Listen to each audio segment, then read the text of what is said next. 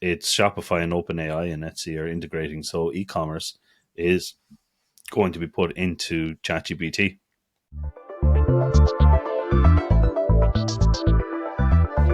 Hi lads, how are things? Hey lads.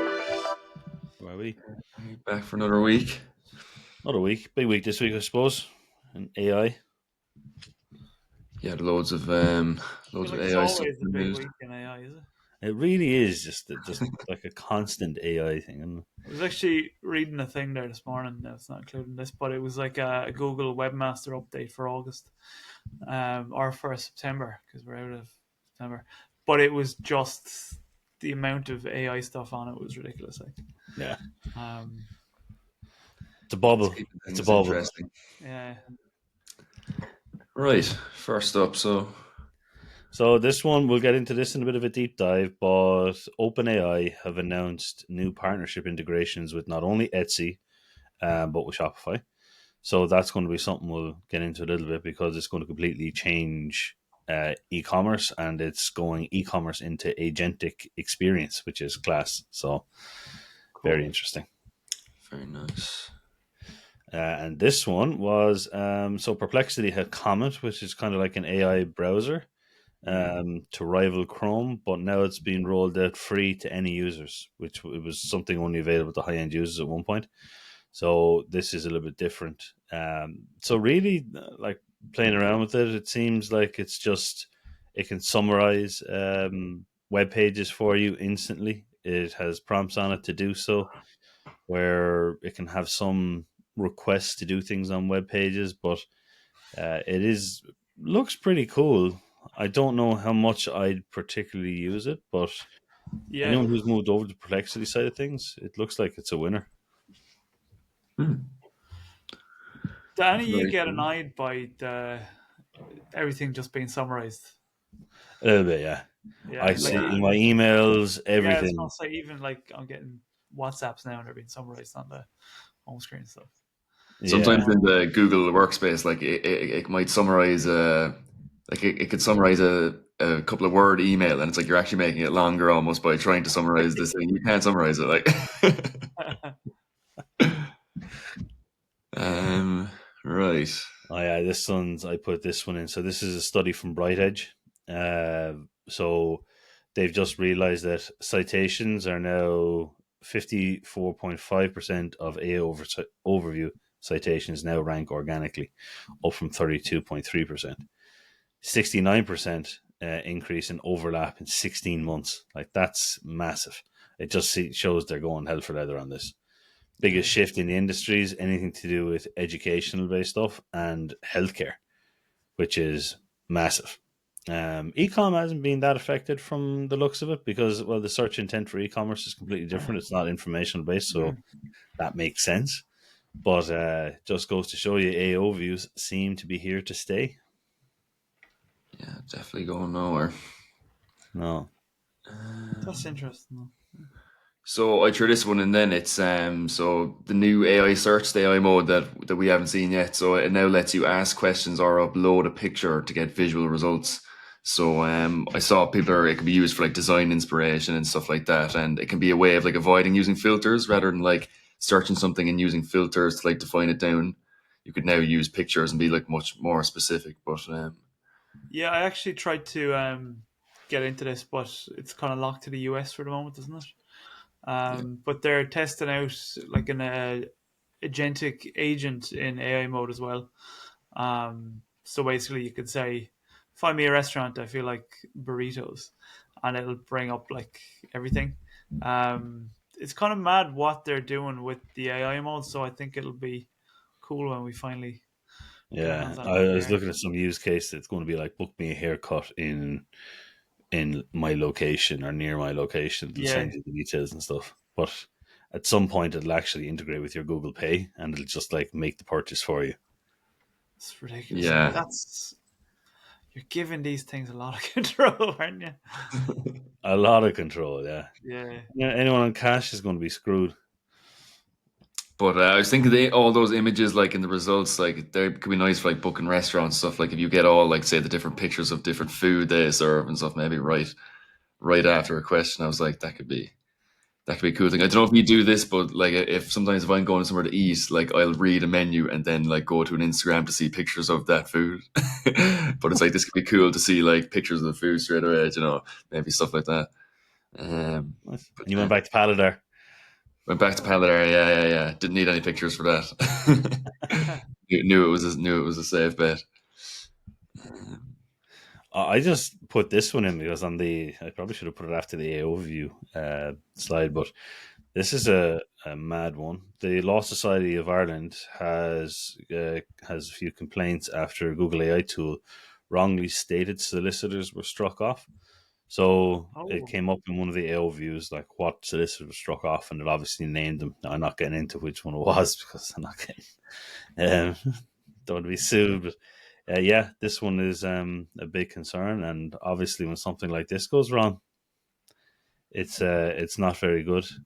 I wonder if dates are going to be something that AO views will have to reference in the future. That might be something that needs to be looked at, because let's say if there was a solicitor, I don't know, it was like temporary suspended, or I don't know if that's a thing even, but let's pretend it is, and yeah, the AO view had that information, but it hadn't been updated, but that solicitor was now fined to practice again, and it came up, no, that solicitor is struck off or suspended or whatever.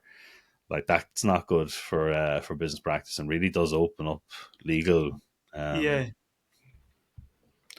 And legal ramifications, I'd say. where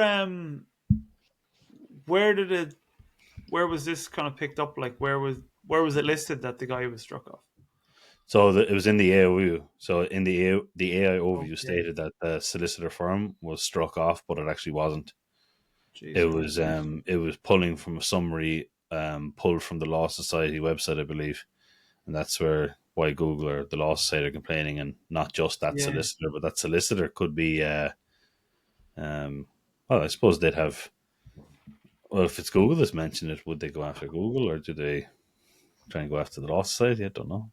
yeah, and I But think I'm just pulled it up there, but the fact it cited the Law Society as the source of the information is fairly yeah, dodgy as well. Like, I mean, say the whole Law Society, like that's totally misleading. Then in the end, because like you would if you saw that pop up in an AI overview, you would believe it because mm, if But then look, it comes back to you need to be checking everything, don't you? Yeah, yeah, and it also comes back to the importance of website owners having accurate information on their websites as well, and Yeah, updated. And I'm not saying it was updated on the law or outdated on the Law Society website, but it's definitely something that needs to be looked at.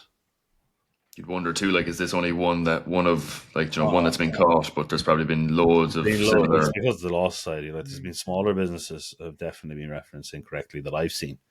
Yeah, But like, no one cares. yeah. The Law Society are in a lucky position to be able to go after, I suppose, in their field. Yeah, yeah, exactly. no way. All right, so this one is the deep dive. So okay, I mentioned Etsy at the start, but this is something I even did a quick video during the week about it, but it's not out yet. But it is going to be rolled out in the US. It's Shopify and OpenAI and Etsy are integrating, so e-commerce is going to be put into ChatGPT. Okay. So in the sample that they've used here, it's I'm looking for a lightweight trail running shirt that stay cool. Can you help? And then absolutely, here are some particular athletic shirts with lightweight styles and design to keep you cool. You click on it, and in the video, when you click on it, you literally say you add the size that you want, and then you click on pay, and the pay is integrated with Google Apple Pay or with OpenAI Pay, and yeah, you're going to be. It'll have your address, everything. So it's literally just the buttons and a click. Uh, Wow. yeah, Jesus, man, you'd want to have a lot of trust in what it's searching for you. Like I feel like I'd still have to go to the website see if it's missed anything, like it hasn't picked up on what I want, Yeah. or yeah, it's mad because like I was thinking about this. Is like, is this a really good thing? It might be a really good thing for some smaller businesses, especially from Shopify point of view. If they're on there, it just means that a lot more are going to be going to Shopify for ecom over WordPress at the moment. I can't see WordPress integrating to this very easily. It's just a bit more complex. But what does this mean for optimization? How do we get in there? Is this going to be way more reliance on SEO? What ways are you going to? So here are some popular athletic shirts. How does ChatGPT determine which one is popular? Is it the one with the best content on the page? Like that says, what is it? Strato Tech T doesn't say anything about trial running shirts, you know. Yeah. So how have they determined that that's the one? I wouldn't have thought that. Now that's maybe just an example that obviously they pulled from it, but it doesn't seem like it's And yeah, do you see there on the image the highly rated down on the bottom corner? Like, is that based off ratings? Is that based off sales? What's that based off? Oh, it's going to be based off. Yeah. Yeah. Actually, You we know, don't know these things. This will be a lot of like, testing behind it, how to optimize, but it might be websites that Shopify knows is getting a huge amount of sales. Is it going to be done on popularity? So is it going to make the bigger players even bigger, and our smaller websites going to be, I suppose, punished or get less traffic because of this? Or is yeah, this going to take on some of the bigger markets like Amazon and Google products? They're two of the big things that I'd be looking at. Now, the other thing within this is as I was mentioning, is optimizing for it, and how long before that has a sponsored tab beside it, where you're just paying for clicks, and OpenAI and yeah, ChatGPT have just gotten their commissions for every single product, or their advertising yeah, for Yeah. every single product. So completely different ball game. That'll change when they get into the product side of things and they realize how valuable it is. You could be guaranteed. If I was ChatGPT, I wouldn't be doing an advertising model. I'd be doing an affiliate model. Just take percentage of the cut. For those ones, I'd say they'll take so OpenAI in the payment system. Every transaction, no matter where they buy it from, they're going to get a percentage cut anyway, off the organic listings. So if someone buys off this one, it seems as though OpenAI is going to get kind of like a Stripe 1% fee or whatever. That's how they'll make money off organic listings. If they introduce ads, that's a secondary one, and all of a sudden, that's why you're probably noticing OpenAI and Shopify stock has probably increased. I think it was by 6% or something since this announcement. that's Yeah, crazy. Isn't it? yeah. I And can don't you know. see in the What's your video how take much? on it? Can you see how much like results it shows you? Like, does it show you just like 5 t-shirts there now, or is it like a long list of different websites? I wonder. Well, I'd say it'll continue to go across. Yeah, it Okay. will. There'll be a few different ones where people will be able to swipe through. There might be other ones, like you can see where the UX of this is going, where it's going absolutely, here are some samples, but you might actually get below that. There's going to be a huge amount of testing. I'd say on the ecom side, where they say, um, what they'd be like, what color do you like, and you'll tap a color, and then all those results will change to like a red T-shirt. Yeah, yeah, Or is there a particular brand you like, and then all the brands will show up from all the different stores? So it's going to be like all those kind of things are like, if I was a product designer, they're the things I'd be looking at. How yeah, do yeah, how do I help that ecom? You're turning your ChatGPT result into an ecom page for all websites. Yeah, yeah, and I mean, I suppose you could say bring you back results that are under €30. You know, That's so like you're going to be communicating with a bit more, and you're yeah, going to be saying, "I'm a double XL. What you call it? I have big waist, small arms." You're going to People are going to start doing things like that, and yeah, like with women, it's like, "Oh, I don't know, size 14 or whatever, big hips, or I don't know, whatever you're going to say." But then it might be pulling different results based on stuff and style that suits you. Like that's the crazy thing. yeah, yeah. Like That's mad. how long until you upload a photo of yourself and say, "Oh, make this tea on me and see how it looks." Like that's already happening with some places, but you'll be guaranteed OpenAI are going to integrate all those things. Yeah. Jeez, that's mad. that is Yeah. mad. That'll be interesting to see when all that comes. When that all comes to fruition. It would just be Oh, so this quick for shopping. Like it'd be so fast to get like basically scan so much websites at once. I know, like in Google, you kind of get you can skim through them at the top, but like it just seems like it would be so quick. I just think, especially too these days, when you're going for searching anything to buy, like there's so much results, like anything to refine them down like that, it'd be so helpful. I feel like. Yeah. Yeah, and look, as marketers, this is the area we're going to be looking at. This is agentic e-commerce and how we optimize for it. So I didn't know whether to mention is this going to take away from websites, but to be honest, it's not. It's going to make your website even more important because the data is going to have to be so accurate to feature in these areas. So optimizations are going to be extremely important and Okay. getting into Shopify. So like your data is going to be very important. There's going to be a huge amount around the graphics, I'd say. Like, you're really going to have to make your graphics stand out. Now they've gone for very bland colors there. Like, are they going to have rules on it where you have to have a certain size image? All these kind of things we take into consideration. So, yeah, it's interesting where this is going to go in a couple of years, Yeah, 100%. and it'll be a new paid platform that we're all going to be learning as well. I bet. For paid media. Yeah. Yeah, Oh 100%. yeah, 100%. Sure, weren't we kind of didn't look like it was going that way anyway with one of the jobs they were listing? Was it last week we were Yeah. saying in the podcast? Yeah, Yeah. I was last week. I was only thinking about the paid platform, like, a service based ad popping in here. I did not think. I suppose now in hindsight, you probably should think of these things about what partnerships are going to arise over the next couple of years.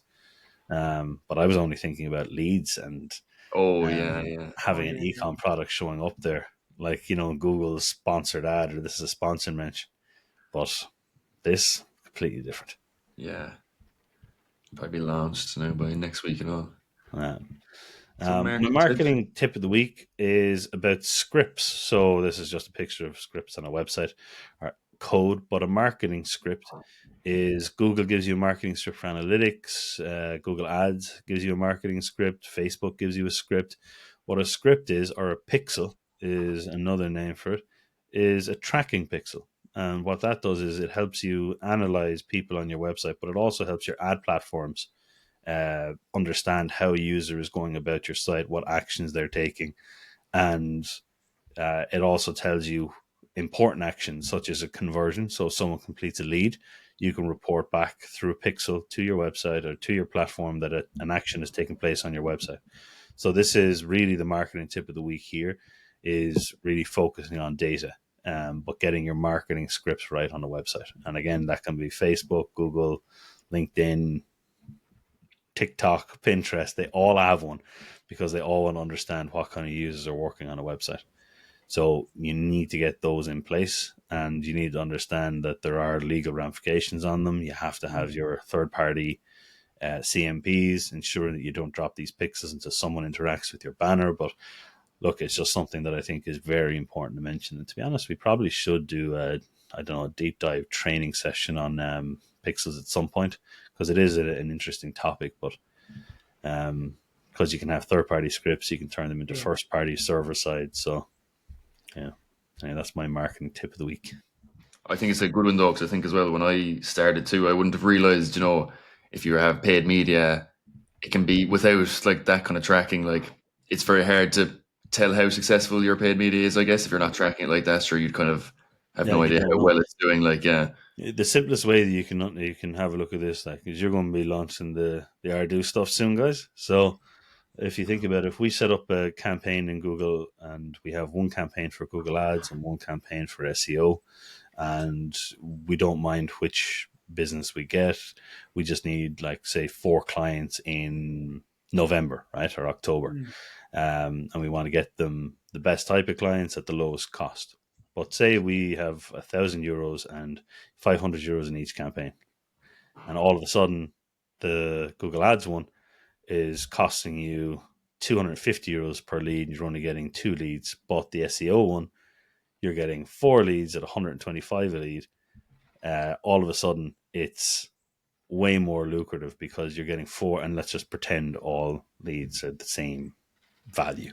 I know that's not always the case, and that's why it's important. But in that case, where should you put your budget? Should you be going after the Google Ads side of things, or should you be going more on the SEO side?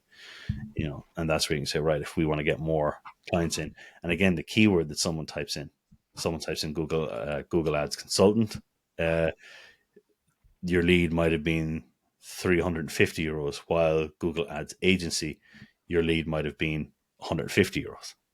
So there's the difference. And then if that's the case, should I pause my Google Ads consultant and just go for the Google Ads agency? So like those are the things, and unless you're reporting that back into your dashboards by having that lead hit a thank you page and the pixel reporting it back to the platform, you don't know that information. Yeah. Now you never get 100% of the pie anyway, just to let you know, because as again, people opt out of tracking. People's there's browser blocking third-party trackings as well. So, but you have to work with the information you have. Sometimes what we even do is, so that if the pixels, if we're worried about that, we create a separate landing page for Facebook or for Google, or for even down to keyword level. You can duplicate ones and change out things to make it more relevant. And if anyone fills in the contact form in that particular page, that came from there. But anyway, marketing pixels, get them right, get them on your website. Right, shallow dive of the week. Yeah, this I don't know if you saw this. This is, what's her name? Tilly Norwood, I think. She's supposedly the world's first AI generated actress. I think she was created by like a UK production company, and she's in like an experimental online series called the Tilly Project. So all the storylines, all of our images, everything is created, controlled, and generated by AI to kind of build this story or something that's to like evolve over time. But And yeah, have they copyrighted her look? I don't know. Is that something they can do? Because couldn't you just take Tilly Norwood and just say, "Oh, it's not a real person"? I go, "They must." She Well, was in this film. She was in that, Yeah. yeah, like to be honest, Tilly Norwood is probably a combination of about 1,000 different pictures. So Yeah, I saw there is one person, like there's an article there saying someone came out saying that's me, but I guess that was always going to happen. Who Someone was was saying, that? She kind of looks like someone, all right. yeah, it was an actress, but I didn't know her name. She wasn't. Vanessa Hudgens? Was she be one? Who's No. to say? Yeah. yeah. But it's kind of, it's mental if you look at any of the clips and stuff. It looks very, very realistic, But it's kind of causing a few problems there Probably in the TV and actors would film not be happy industry. with that. Yeah, they're not happy. It's very like they took our jobs stuff again, Um, like the actors unions are saying it's a very dangerous development, and it's a direct threat to human The millions actors of and dollars they're actresses. making. Yeah, because I think they're kind of arguing that like an AI construct can perform without pay or breaks or any kind of rights, and it's kind of at a time where I suppose the industry is looking to get better pay and better pay protections against AI, and then I wonder if we could do that. probably. I don't think um, so. the other kind of thing is the other one that comes up when anyone uses AI for art is the kind of philosophical thing behind it. Like, can you have anything meaningful without human experience or emotion or creativity driving it? Mm. Like, a lot of the criticism is kind of just saying it's a hollow kind of imitation, of like a actor or actress. This kind of reminds me of Anna de Armas, is it? In Blade Runner, the new Blade Runner film with Ryan Reynolds? No, not Ryan Oh Reynolds. yeah, Ryan Gosling. Did you see that one? I I actually did. haven't seen I it. thought it was very good. Uh, you The seen that, Ryan? Oh, I haven't seen it, and that's of my time. You're breaking my heart these last few days. Yeah. No Van Damme films. just don't know, Ryan. Just don't know.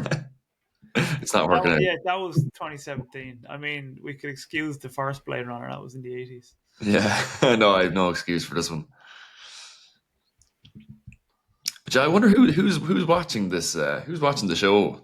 Like that, this Yeah, obviously AI generated show that this AI generated person is in. Like, Well, someone was saying actually that one of the biggest upcoming, I don't know if it's trends or features, is like TikTok short movies. So Oh, like people are able to watch storylines of movies on their phone, where it's like they'll watch like a 3 minute clip of something like really enticing, and then it just continues on, and there's like releases. So now entire movies are going to be released in 3 minute clips. Oh my god, oh that's wow, bizarre. Yeah, that is bizarre. I feel like stuff like that's been tried before though, but yeah. I don't know. I But would anyway, say with the TikTok side of things, when I see like I'm seeing snippets of movies on there, it's like I was watching the 13th Warrior or something like that, and I was like, I want to go back and watch that. yeah, I always see clips, of films, and I'd be the same. I must go back and, geez, I haven't seen that film in 20 years. Must go back and watch it. Yeah, I think the Sopranos algorithm has me at the moment. It's not a bad one, Ian. No, No. no, well. Um, But yeah, with these things like this Tilly thing, I always I always just think it's a bit of a gimmick. It's like a PR thing, or it's always like to direct attention to something else. You know. Hmm. But anyway, yeah, it's interesting. I expect to see a lot more of it. she might be cancelled so by next week. Right, few of the trends this week. I just highlighted the storm again, just because, as we're saying, there's always at least one storm. The storm is higher up than usual this week, which I find must be bad. No, before we go off, I just saw that Tilly Norwood. I just googled it here, and Waterford Whispers news: AI actress Tilly Norwood blacklisted after refusing to sleep with Hollywood producer. Oh, Waterford Whispers news, hilarious. Sorry, Brian. So yeah, the But yeah, storm. there's not too much other trends. Taylor Swift's in there again. Ryanair flights cancelled. We were talking about that a while ago. There's I think a strike. Air traffic controllers in France are on strike, so a lot of Unlike them, Ryanair flights there going they'll be cancelled. I saw in Manchester there was a horrible incident over there involving. I think there was someone Mm, killed outside a synagogue, or a few Oh people. yeah, yeah. Terror attack. But yeah, that's National Boyfriend Day as well. If anyone was wondering, National boyfriend. Oh, I'd be told it's husband. You're not a boyfriend anymore. doesn't apply to you anymore. No, no. But yeah, some of the trends there. Helpful tool of the week. I Google put this Tag. one in this week. So oh, yeah. look, it's a pretty cool tool. It's a free tool that you use, but it is a little bit more complex than the ones we've had on before.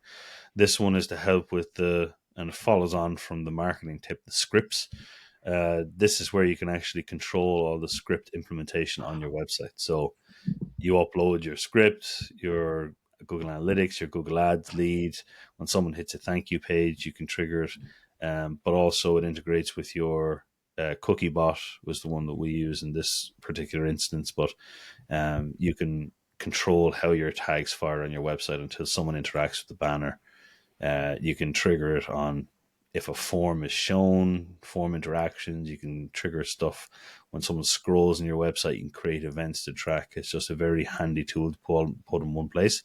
And then you're not looking for where it was done in the back end of a website. What you're doing is all your tags and scripts are controlled in this one area. So it's really good for governance as well. Cool. Yeah, seems like it's a very handy one. It seems Yeah. like.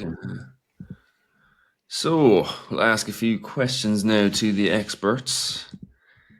So first of all, can you explain what EEAT means? So experience, expertise, authoritativeness, and trustworthiness. I always have trouble saying No, authoritativeness. yeah, they always like to do that. So this one really came from like it used to be called EAT, which was expertise, authoritativeness, and trustworthiness.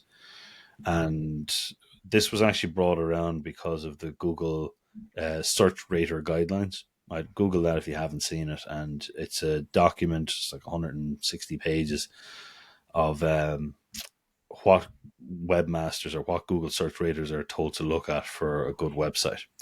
And one of the things that was mentioned in it, like over, I think there was a good couple of hundred references, was EEAT and now EEAT.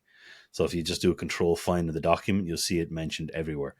And really what the raters are looking for is, like, when they want to see a website, they want to make sure that people's experience, expertise, authoritativeness, and trustworthiness are all present. So the experience is like, is that person a genuine? That's kind of looking at author, and their expertise, like, are they qualified to talk about a subject? And this really does come into play when you're looking at industries with YMYL, which is your money, your life.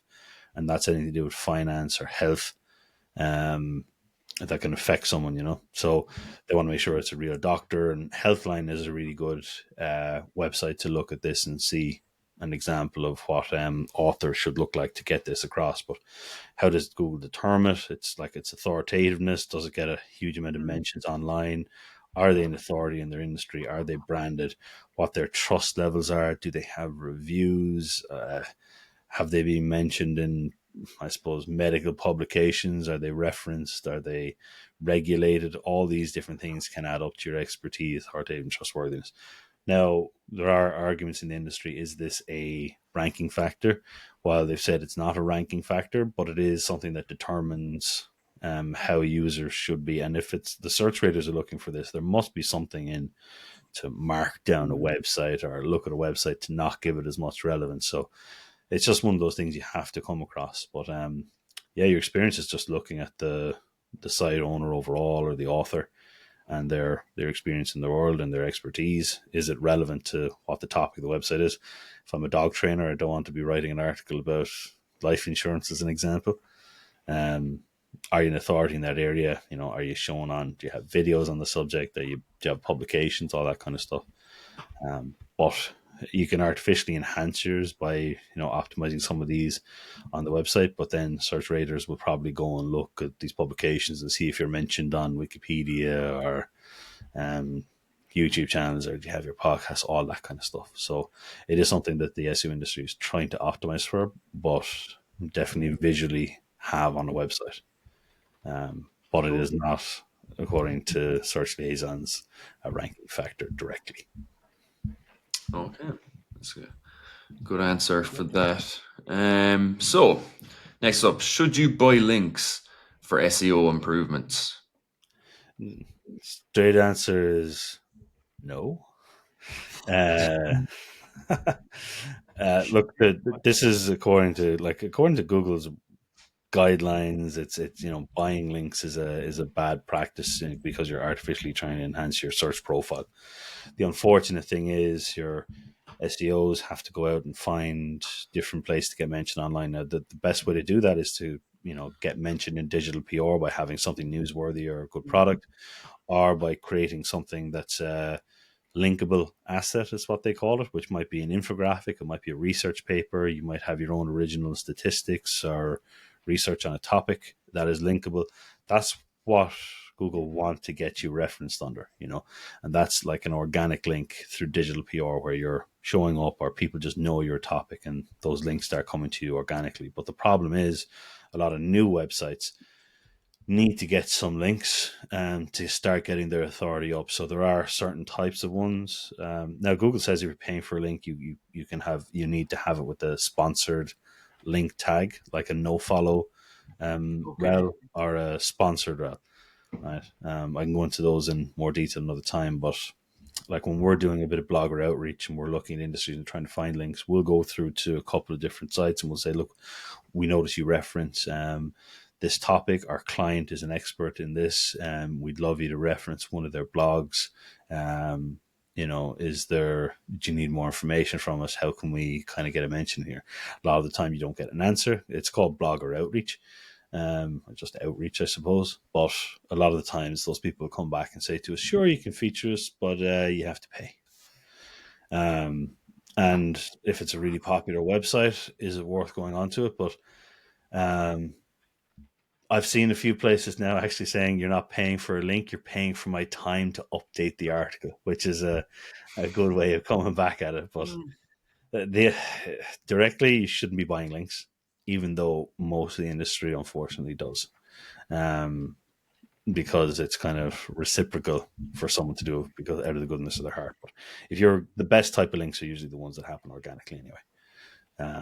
But I can't cod anyone and say that it doesn't happen.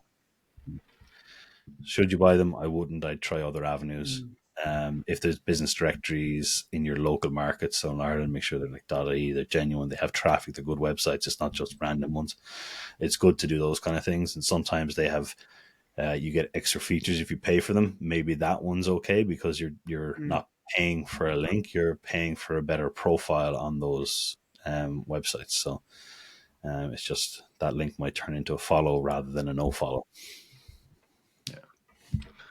Okay.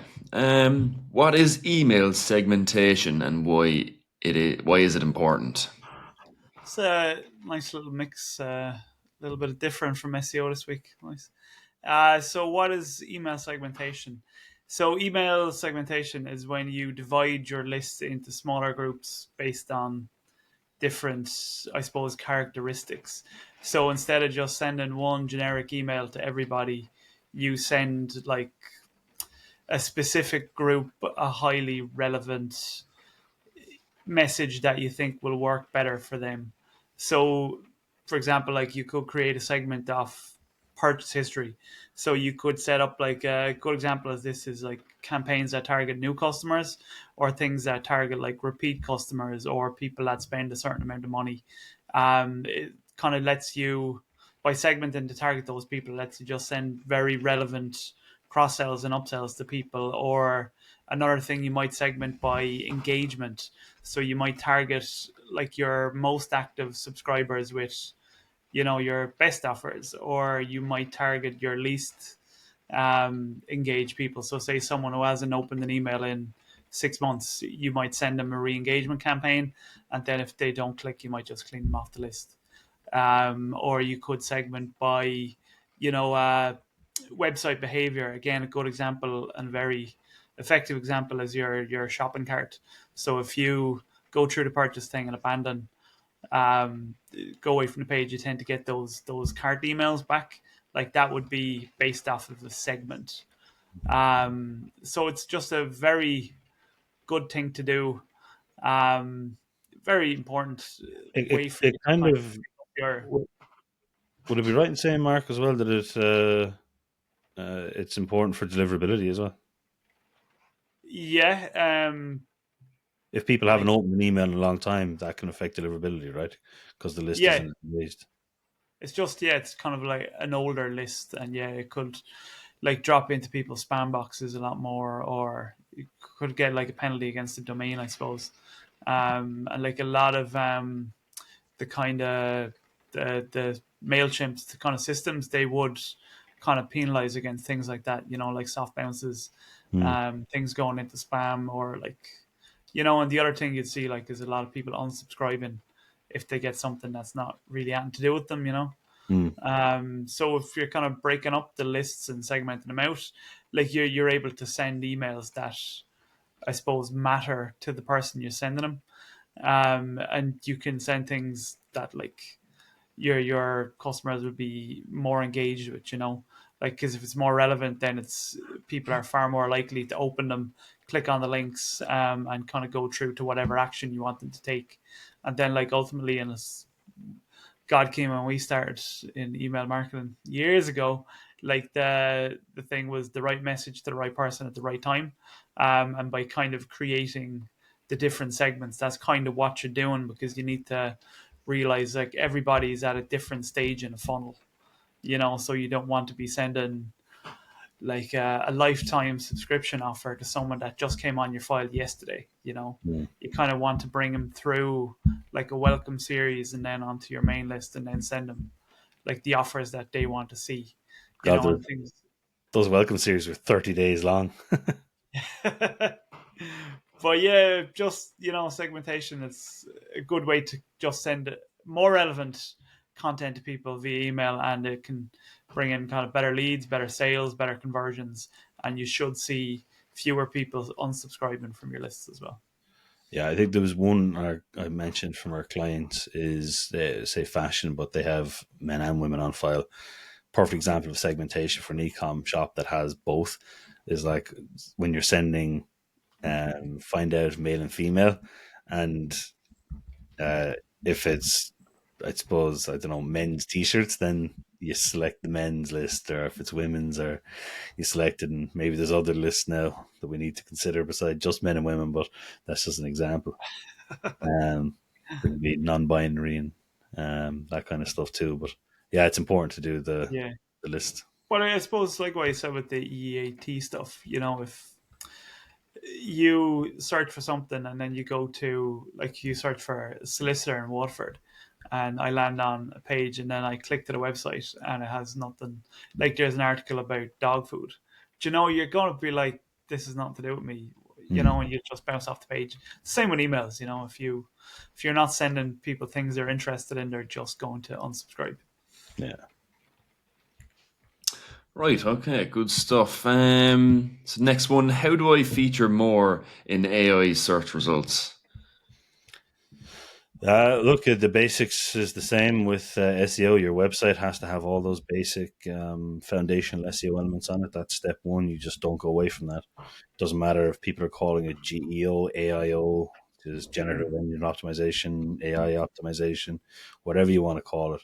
Those are things. Now, I do believe that from initial results in testing, it is bringing back a little bit of that link building element to it, where the more references you have online, the more that AI thinks is consistently, if you're mentioning lists consistently, then you should be part of the conversation, basically. But getting more mentions online is definitely number one. So that authority, and because AI as well, they want to have the best possible answer. So if you can cement yourself as one of those top industry experts, you're going to get mentioned a lot more. And sorry, Keen, like a lot of people in the industry are saying about the structure of a page and the structure of like an article, putting in your headings, kind of breaking it into short subheadings, and then having it, like, I suppose, very skimmable, Yeah. you know, so you can kind of pull out key bits and like snippets. Is that, would you agree with that? Is that, Oh, definitely. Yeah, well, what they're doing is, if you think about it, the FAQ sections are obviously a very important part of it. Now, they're also, the research is showing that if you don't have it in accordions and you have it as proper context on the page, you can get up 15% better ranking results, whichever. But look, there's, never mind the stats. It's going towards conversational SEO or yeah, conversational messaging. So the more you can comment on the topic, the more likely it is you're going to get mentioned in one of those AI overviews as well. But just like Google searches, there's different types of intent. So if someone's asking for lists, you want to get into as many lists as your competitors are to show up alongside them. And if you notice that your competitors are getting mentioned and have way more visibility than you should be finding out where they're getting mentioned in lists, and you should be showing alongside them. Yeah. Okay, I think this is our last one. So, is Meta ads or Google ads better? Which one? Or Look, is there? it's going to always depend on the business. What I do find is if there's a huge search volume for a product or service, a lot of the times Google Ads going to be a bit better, because your, like, Meta ads at the moment is your interruption marketing. So you're showing an ad to someone who's interested in the topic or might be interested in the topic, or they've engaged with one of your ads and you're showing it to them. While Google Ads still at the moment, even though it's going down to interruption marketing, it is search marketing. So someone who's using Google usually has a problem, and if your ad is there while they're looking for that problem as a solution, the conversion rates can be very high. So sometimes Google ads would be better for businesses like that, service-based businesses, maybe yeah, things like solicitors, finance, those kind of things. But you cannot take away from the scale that Meta ads has, especially in B2C. You think about it, if I'm a product-based business and if I see these topics that I'm engaged with or interested in constantly, I'm going to have way more of an opportunity to convert. Like, products might be a lot better a lot of the time on Meta ads, unless it's if it's kind of a new product and you're trying to get it up. But if the product has a lot of search volume, then maybe Google ads. But yeah. diff- I feel, this is just me now, but I kind of think the Meta ads are better for I suppose, brand awareness, if because it is based on, it's rather than a search, it's based on your your Interest. interests. Yeah. So it's kind of showing you things it thinks you might like, whereas like with Google, the ads tend to be, like you said, search marketing, so they're served based on the information you're putting in. Whereas like with Meta, it's based off things it thinks I like. So maybe there's a better chance to put like a company or a product or whatever in front of me that I don't know about yet. Do you know if that makes Yeah. sense? Yeah. And the other one to look at is, how do you know? Well, you test it. So if you're unsure and you might think both might work, why not split the budget 50-50, run a couple of ads for a month and see which one gets you better results? And they might have different things. You might be able to build a list better on Meta than you might be on Google, but Google might just, the LTV of a customer, the lifetime value of a customer, just might be a lot more. But Yeah. yeah, I test it. think Meta, sorry, I'm going on here. Sorry. Yeah. I think kind of the Meta ads are better for kind of brands that are more visual as well, because you can show nearly better images, better videos. Do you know what I mean? Yeah. Yeah. You can It kind is of, all down to the ad quality too. We should yeah, mention that. true, yeah. Okay, good stuff. You're mad for meta ads, Mary. Well, I like Google ads too, Ryan. I don't really, what? I actually don't really like ads in general. But I think, as Keane said at the start, I think it depends on, your business goals, the type of product, and your audience. But yeah, I don't know. I think one suits a different business better. Again, as Keane said, much more eloquently. And that's us. So that's us for this week. Good stuff. Any plans for the weekend, lads? See out in the rain? Not too much. Yeah, I'd say that storm will put a stop to any golfing plans or anything. So I don't know now what I'll, maybe cinema or something. I'd say that's exactly what I was thinking. You were selling that Leonardo DiCaprio film there. Might try Oh that. yeah. And I was only saying to Mark, the Smashing Machine, the Mark Oh, Kerr, yeah. that's out as also today, I think. So Oh, very good. Cinema be packed today now. yeah, Right. plenty good options. All right, Good lads. luck.